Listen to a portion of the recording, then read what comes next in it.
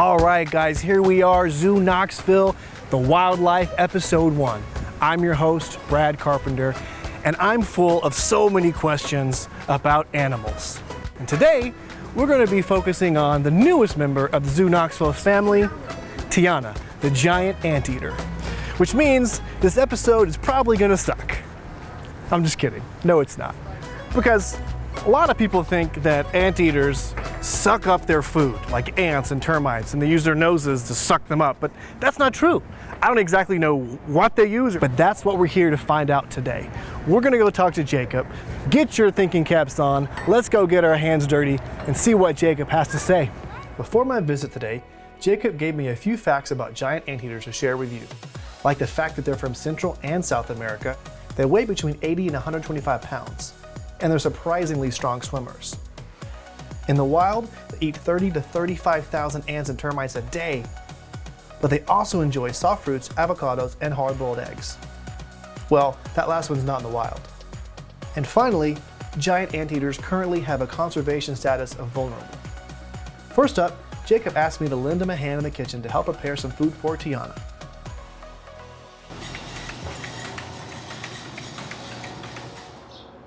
So yeah, this is our back hallway at Bears, and then you all can come on through. Okay. Here. All right, so this is where the magic happens. This is where you prep all the food. Yes, so Bear kitchen and we store our bear food, peccary food, Tiana's food, and then we also have a whole bunch of snacks and stuff in this fridge in here. Tiana's food is a pelleted food, and then it has to get crushed. What is all in here? So it's just got all of the, it's an insectivore diet, so it's specifically for insectivores. Gotcha. And it's just got all the vitamins and nutrients that they would get with a natural food or natural diet, all packed into this pellet. I love the word insectivore. Yeah. I've never heard that before. Insectivore, so insectivores are just animals that eat mostly insects. So you also get some avocado. Okay. All right. We also have some yogurt and stuff that she enjoys. Avocado is by far the favorite. So she mostly eats fruit. Mostly bugs in the wild. So in the wild, their diet would be ants, termites, some fruit if they can find some. All right. So let's show me what you do. Is that to you? Yep. Our insectivore. We dump it into her bowl. Mm-hmm. Oh yeah. And then she also gets a little bit of medicine mixed in with her for once a day. Why do anteaters not get sick? Because they're filled with antibodies. Hey. We have to mix their food with warm water, so whenever we mix it, it's got to be like almost an oatmeal texture. Okay. So they use their tongue to slurp it all up. Okay. Just look at that. It's like, now it looks like almost like chocolate pudding. Yeah. Real tasty. Smells great. Tastes great. All right, good? Yeah. All right. So that's about all it takes for her just regular diet. And if we Amazing. want to make some, which we can, we'll make some avocado. Let's make it, it's a special day. Let's give her a special lunch. Take an avocado. Make it like anteater chipotle, you know? Oh, you're good at that. Practice. Put it in here. You just mush it up in there? Yeah, we've got a little food processor down here on the end of the table. You gonna put some little yogurt in there for it too? We can. Oh, let's do blueberry. My favorite. Some for me, some for Tiana, you know. We'll share. Go for it. Press down. It's just so normal. I just wasn't expecting just like normal food. I was expecting like actual I don't know. I bugs was expecting like we're gonna ants. pull a whole thing of ants or something. Here we go. There we go. That looks pretty good. Plating's 90% of the meal. Right? Exactly. So we've got some Frisbees that we can spread them around on. Oh, Frisbees? We also have a couple of different dog feeders that she really has to use her tongue to get in and out. Oh, let's do that. Oh yeah, so she'll get in there with her tongue and just lick it clean, right? Yeah. Am I doing this right? Yeah, that's great. Okay. Just mix it all around in there. I should do this with my kids, you know, just get a dog toy and just spread let their them food on eat it. forever. I'll just go take a nap. Tastes pretty good, actually.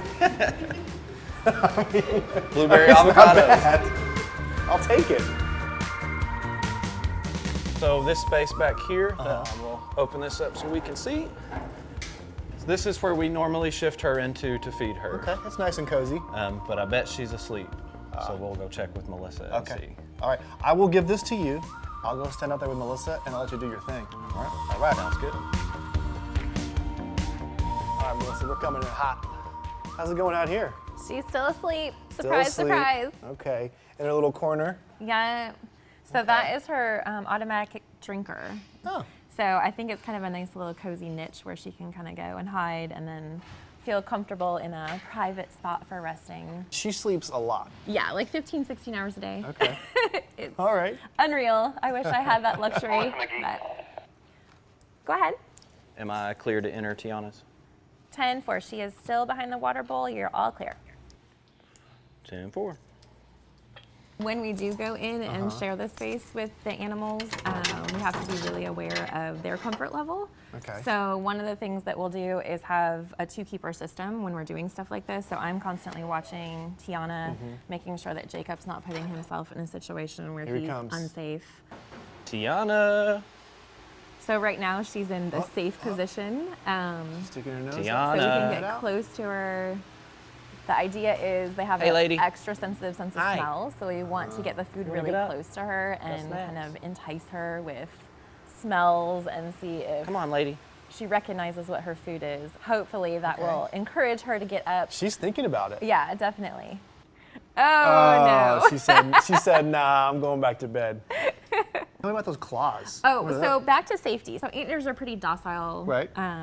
kind animals, if you will, but they can move really fast. They can move about 30 miles an hour when they really need to. Also, they can defend themselves really well. So their natural predators would be jaguars or pumas, and they can defend themselves against them.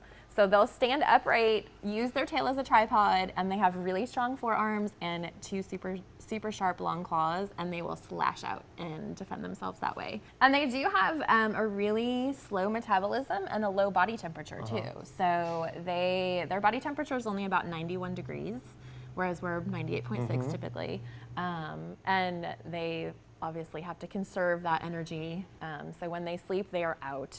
When they're up, they're trying to make the most of their time when they're up, so they're eating pretty fast. Just like me, eating right before bed, which is super unhealthy, but I do it all the time. Do you use your 2-foot-long tongue? I do, yes.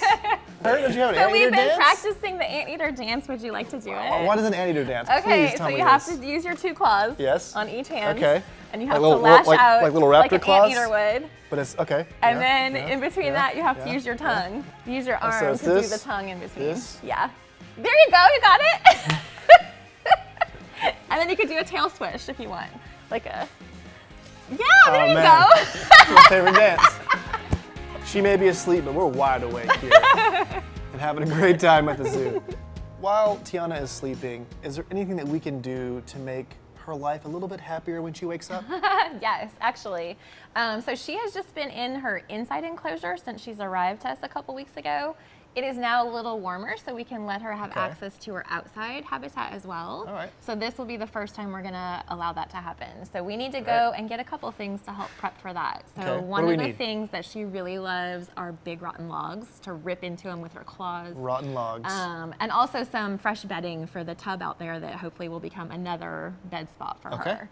We have to go that direction and get with Jacob and go on the service road to go fetch some logs. Engage. Forward. Warp speed. Captain's log. Here is the loggery. Yeah. All right, All right. let's pick a log. I would probably go for this one here. Which one? Oh, okay. It's a pretty good size, and you can see it's already starting to fall Oh yeah, apart. a that's little rotten. bit. You get my log, Hunter? Come over here, come eat my log. Come here. This is my log. I named him Kenny Loggins. And he's gonna live with Tiana from now on.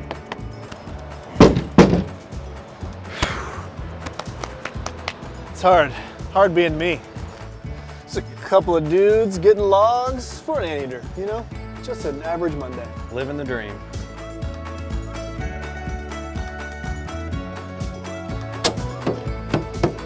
All right, let me get the most rotten one. Oh yeah, see? Yeah, rotten log. Rotten log 101. Grab the solid part. It's a good thing I'm super strong, you know? Kenny Loggins needs a window space. There you go. Right up front. I feel like I'm made for the zookeeper life, you know? Think so? Just dirty and strong. Yeah. Yeah, so this is her outdoor space. So we Okay. saw her inside space earlier. So she has a pool and drinkers in there. So she also has a pool out here and then a drinker over here on the ground. Okay. And then we've also set up another tub for her. So if she does want to spend some time out here, she's got a nice comfy spot to lay. So we'll put That's a bed. Yeah, so we'll put Okay. some shavings and stuff in there for her whenever we get ready to let her out here. All right. Where does she come in? How does she get in here? So this door here will actually lift up. So we have a remote control for that door so we Okay. can operate it without us being in here. Well, what's this other door? And so the little door over here is from when Khaleesi used to have this exhibit. So Oh, the when Komodo dragon that the you guys Komodo- have. Yeah, Okay. so when she had this exhibit, she also had access in or out. And so that was her access point, was All through right. that door there. Well, I say we get some more logs, make this place look respectable. It's log time. It's log time. Let's do it. do it. It's like a hand.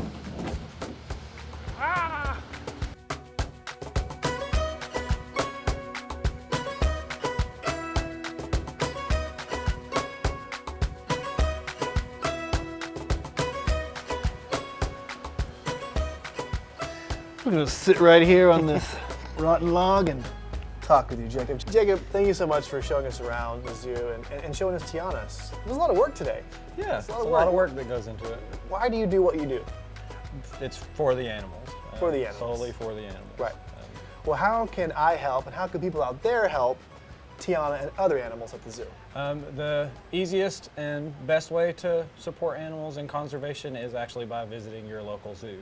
So we are a part of a collective of zoos, so we're accredited through the AZA, which is Association of Zoos and Aquariums. Okay. So we are all collectively working together to preserve animals and keep them alive and well. And so the easiest way is just visit your local zoos.